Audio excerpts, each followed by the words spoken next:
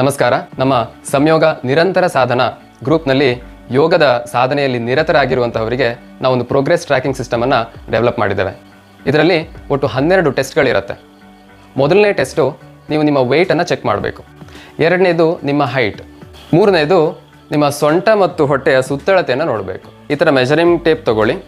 Waste circumference ಅಂದರೆ ನಿಮ್ಮ ಹೊಕ್ಕುಳಿನ ಲೆವೆಲಲ್ಲಿ, ಓಕೆ, ನಿಮ್ಮ ಕರೆಕ್ಟಾಗಿ ನಿಮ್ಮ ಹೊಕ್ಕುಳಿನ ಲೆವೆಲಲ್ಲಿ ಎಷ್ಟಿದೆ ಸೆಂಟಿಮೀಟ್ರಲ್ಲಿ ಹೇಳಿ. ಓಕೆ. ಹಿಪ್ ಸರ್ಕಂಫರೆನ್ಸ್ ಅಂದರೆ ನಿಮ್ಮ ಪೃಷ್ಠದ ಲೆವೆಲಲ್ಲಿ, ನಮ್ಮ ಪೃಷ್ಠದ ಅತ್ಯಂತ ದೊಡ್ಡ ಭಾಗದ ಲೆವೆಲಲ್ಲಿ ಎಷ್ಟು ಸುತ್ತಳತೆ ಇದೆ ಅದನ್ನು ಸೆಂಟಿಮೀಟ್ರಲ್ಲೇ ಹೇಳಬೇಕು. ಇನ್ನು ನಾಲ್ಕನೇದು ಪಲ್ಸ್ ರೇಟ್. ನೀವು ನೋಡಿ, ನಿಮ್ಮ ಹೆಬ್ಬೆರಳಿನ ಕೆಳಗಡೆ ಹೀಗೆ ಕೈ ಇಟ್ಕೊಂಡ್ರೆ ಅಲ್ಲಿ ಫೀಲ್ ಆಗುತ್ತೆ.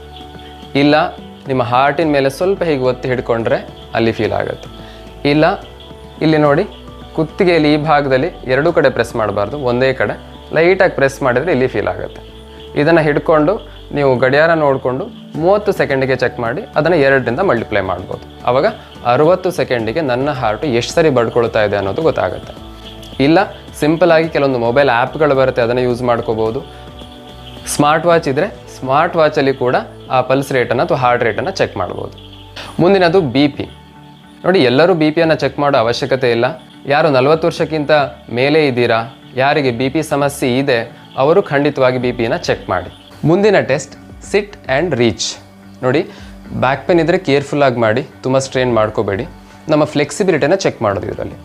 ಜಸ್ಟ್ ಹೀಗೆ ಕೂತ್ಕೊಂಡು ನಿಮಗೆ ಎಲ್ಲಿ ತನಕ ಟಚ್ ಆಗುತ್ತೆ ಅನ್ನೋದನ್ನು ನೋಡಿ. ಈಗ ನನ್ನ ಬೆರಳು ಟಚ್ ಆಗ್ತಾ ಇಲ್ಲ ಅಲ್ವಾ, ಸೊ ಹಾಗಾಗಿ ನನ್ನ ಕೈನಿಂದ ಬೆರಳಿಗೆ ಎಷ್ಟು ಗ್ಯಾಪ್ ಇದೆ ಅನ್ನೋದನ್ನು ಸೆಂಟಿಮೀಟ್ರಲ್ಲಿ ನಾನು ಮೆಜರ್ ಮಾಡಬೇಕು. ಓಕೆ. ಅದನ್ನು ನೆಗೆಟಿವ್ನಲ್ಲಿ ಹೇಳ್ತೇವೆ ನಾವು.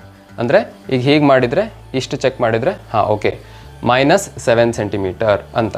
ನನ್ನ ಕಾಲು ಟಚ್ ಆಗ್ತಾ ಇದ್ದರೆ ಅದು 0, ಆ್ಯಂಡ್ ಕಾಲು ಟಚ್ ಆಗಿ ಕೈ ಮುಂದೆ ಹೋಗ್ತಾ ಇದ್ದರೆ ಅದು ಪ್ಲಸ್.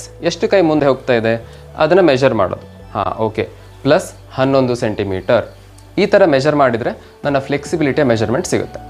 ಮುಂದಿನ ಟೆಸ್ಟ್ ಪ್ಲ್ಯಾಂಕ್ ಟೆಸ್ಟ್. ನೋಡಿ, ಈ ಥರ ಎಲ್ಬೋನ ನೆಲಕ್ಕೆ ಇಟ್ಬಿಟ್ಟು ನಿಧಾನವಾಗಿ ಒಂದೊಂದೇ ಕಾಲನ್ನು ಹಿಂದೆ ಸ್ಟ್ರೆಚ್ ಮಾಡೋದು. ದೇಹ ನೇರವಾಗಿರಬೇಕು, ನಿಮ್ಮ ಕೈ ನೆಲಕ್ಕೆ ಲಂಬವಾಗಿರಬೇಕು. ಇದರಲ್ಲಿ ಎಷ್ಟೊತ್ತು ಮೇಂಟೈನ್ ಮಾಡೋಕ್ಕಾಗತ್ತೆ ಅಂತ ಸೆಕೆಂಡ್ಸಲ್ಲಿ ಚೆಕ್ ಮಾಡಿ. ಬ್ಯಾಕ್ ಪೇನ್ ಇರೋರು ಸ್ಟ್ರೇನ್ ಮಾಡ್ಕೋಬೇಡಿ. ಈ ಟೆಸ್ಟು ನಮ್ಮ ಕೋರ್ ಸ್ಟ್ರೆಂತನ್ನು ನೋಡೋಕ್ಕೆ ಹೆಲ್ಪ್ ಆಗುತ್ತೆ. ಮುಂದಿನ test sit to stand test. Okay. ಒಂದು ಈ ಥರ ಚೇರನ್ನು ತೊಗೊಳ್ಳಿ. ತುಂಬ ಕೆಳಗಡೆ ಇರೋ ಚೇರ್ ಬೇಡ, ಚೇರ್ ಸ್ವಲ್ಪ ಫ್ಲ್ಯಾಟ್ ಆಗಿದ್ದರೆ ಒಳ್ಳೆಯದು. ಯಾವುದೇ ರೀತಿ ಸಹಾಯ ಇಲ್ಲದೇ ಎದ್ದು ಕುಳಿತು ಮಾಡೋದು. 30 ಸೆಕೆಂಡಿಗೆ ನಾನು ಎಷ್ಟು ಸಾರಿ ಎದ್ದು ಕೂತ್ಕೋತೀನಿ, ಪೂರ ಕೂತ್ಕೋಬೇಕು, ಪೂರ ನಿಂತ್ಕೋಬೇಕು, ಈ ಥರ. ಓಕೆ. 30 ಸೆಕೆಂಡಿಗೆ ಎಷ್ಟು ಸಾರಿ ಎದ್ದು ಕೂತ್ಕೋತೀನಿ ಅಂತ ಚೆಕ್ ಮಾಡೋದು. ಇದು ನಮ್ಮ ಕಾಲಿನ ಸ್ಟ್ರೆಂತನ್ನು ಚೆಕ್ ಮಾಡಲಿಕ್ಕೆ ಹೆಲ್ಪ್ ಆಗುತ್ತೆ. ಮುಂದಿನ test single leg standing. Okay. ನಿಧಾನವಾಗಿ ಯಾವುದೇ ಕಾಲಾದರೂ ಪರವಾಗಿಲ್ಲ, ಒಂದು ಕಾಲಲ್ಲಿ ನಿಂತ್ಕೊಳ್ಳೋದು. ಈ ಥರ ನಿಂತ್ಕೊಳ್ಳುವಾಗ ಇನ್ನೊಂದು ಕಾಲನ್ನು ಈ ಕಾಲ ಮೇಲೆ ಸಪೋರ್ಟ್ ತೊಗೋಬಾರ್ದು. ಓಕೆ. ವೃಕ್ಷಾಸನ ಮಾಡ್ತೀವಲ್ವಾ, ಆ ಥರ ತೊಗೋಬಾರ್ದು. ಜಸ್ಟ್ ಒಂದು ಕಾಲನ್ನು ಮೇಲೆ ಎತ್ತಿ ಹೀಗೆ ಬ್ಯಾಲೆನ್ಸ್ ಮಾಡೋದು. ನಾನು ಎಷ್ಟು ಸೆಕೆಂಡ್ ಈ ಸ್ಥಿತಿಯಲ್ಲಿ ಬ್ಯಾಲೆನ್ಸ್ ಮಾಡ್ತೇನೆ ಅಂತ ಚೆಕ್ ಮಾಡೋದು. ಮುಂದಿನ ಟೆಸ್ಟನ್ನು ಮಾಡುವಂಥ ವಿಧಾನವನ್ನು ಕೇಳಿಕೊಳ್ಳಿ ಸರಿಯಾಗಿ. ನೋಡಿ, ಮೊದಲಿಗೆ ನಿಮ್ಮ ಹಾರ್ಟ್ ರೇಟನ್ನು ಚೆಕ್ ಮಾಡಬೇಕು. ನೀವು ಆರಾಮಾಗಿ ರಿಲ್ಯಾಕ್ಸ್ ಆಗಿರುವಾಗ ಎಷ್ಟು ನಿಮ್ಮ ಹಾರ್ಟ್ ರೇಟ್ ಇದೆ. ಓಕೆ. ನೀವು ಹೀಗೆ ಚೆಕ್ ಮಾಡ್ಬೋದು, ಅಥವಾ ಇದಕ್ಕೆ ಸ್ಮಾರ್ಟ್ ವಾಚ್ ಯೂಸ್ ಮಾಡಿದರೆ ಬಹಳ ಉತ್ತಮ. ಮೊದಲಿಗೆ ಅದನ್ನು ಚೆಕ್ ಮಾಡಿ. ಆನಂತರ 1 ನಿಮಿಷ ಜಾಗಿಂಗ್ ಮಾಡಬೇಕು. 1 ನಿಮಿಷ ನಿಂತಲೇ ಜಾಗಿಂಗ್ ಮಾಡೋದು. ಯಾರಿಗೆ ಮಂಡಿ ನೋವು, ಸೊಂಟ ನೋವಿದೆ, 1 ನಿಮಿಷ ಬ್ರಿಸ್ಕಾಗಿ ವಾಕಿಂಗ್ ಮಾಡಬೇಕು, ವೇಗವಾಗಿ. ಓಕೆ. ಸಾಧ್ಯ ಆದರೆ ನೀವು ಮೆಟ್ಲನ್ನು ಹತ್ತಿ ಹಿಡಿದು ಕೂಡ ಮಾಡ್ಬೋದು ವೇಗವಾಗಿ. 1 ನಿಮಿಷ ವ್ಯಾಯಾಮ ಮಾಡೋದು. ಆನಂತರ ತಕ್ಷಣ ಮತ್ತೊಮ್ಮೆ ನಿಮ್ಮ ಹಾರ್ಟ್ ರೇಟನ್ನು, ಪಲ್ಸನ್ನು ಚೆಕ್ ಮಾಡಬೇಕು. ಓಕೆ. ತಕ್ಷಣ 1 ನಿಮಿಷ ಆದ ತಕ್ಷಣ, 1 ನಿಮಿಷ ನಾನು ಜಾಗಿಂಗ್ ಮಾಡಿದೆ, ತಕ್ಷಣ ಚೆಕ್ ಮಾಡೋದು. ಆನಂತರ 1 ನಿಮಿಷ ಬಿಟ್ಟು ಮತ್ತೆ ಚೆಕ್ ಮಾಡಬೇಕು. ಅಂದರೆ ನಾವು 3 ಸರಿ ಚೆಕ್ ಮಾಡ್ತಾ ಇದ್ದೇವೆ. ಮೊದಲನೇದು ರಿಲ್ಯಾಕ್ಸ್ ಆಗಿರುವಾಗ, ಎರಡನೇದು 1 ನಿಮಿಷ ಜಾಗಿಂಗ್ ಮಾಡಿ ತಕ್ಷಣ ಚೆಕ್ ಮಾಡ್ತಾ ಇದ್ದಾವೆ, ಮೂರನೇದು ಜಾಗಿಂಗ್ ಮಾಡಿ ನಿಲ್ಲಿಸಿ 1 ನಿಮಿಷದ ನಂತರ ಇನ್ನೊಂದು ಸರಿ ಚೆಕ್ ಮಾಡ್ತಾ ಇದ್ದಾವೆ. ಇದು 3ಅನ್ನು ಚೆಕ್ ಮಾಡಬೇಕು. ಅಂದರೆ ನನ್ನ ಹಾರ್ಟು ಎಷ್ಟು ಬೇಗ ರಿಲ್ಯಾಕ್ಸ್ ಆಗ್ತಾ ಇದೆ. ನನ್ನ ಹಾರ್ಟು ನಿಧಾನವಾಗಿ ಜಾಸ್ತಿ ಬಡ್ಕೊಳ್ತಾ ಹೋಗುತ್ತಲ್ವ ಓಡ್ದಾಗೆ, ಎಷ್ಟು ಬೇಗ ಅದು ರಿಲ್ಯಾಕ್ಸ್ ಸ್ಥಿತಿಗೆ ಬರುತ್ತೆ ಅಷ್ಟು ಒಳ್ಳೆಯದು. ಮುಂದಿನ ಟೆಸ್ಟ್ ಹಮ್ಮಿಂಗ್ ಟೆಸ್ಟ್. ನನ್ನ ಲಂಗ್ ಕೆಪಾಸಿಟಿಯನ್ನು ಚೆಕ್ ಮಾಡಲಿಕ್ಕೆ ಇದು ತುಂಬ ಹೆಲ್ಪ್ ಆಗುತ್ತೆ. ದೀರ್ಘವಾಗಿ ಉಸಿರು ತಗೊಂಡು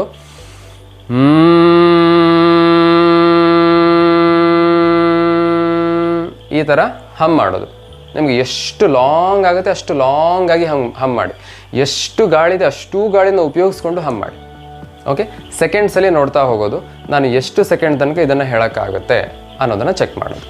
ಕೊನೆಯದಾಗಿ ನಿಮ್ಮ ಪೋಸ್ಚರನ್ನು ಒಂದು ಪಿಕ್ ತಗೊಳ್ಬೇಕು.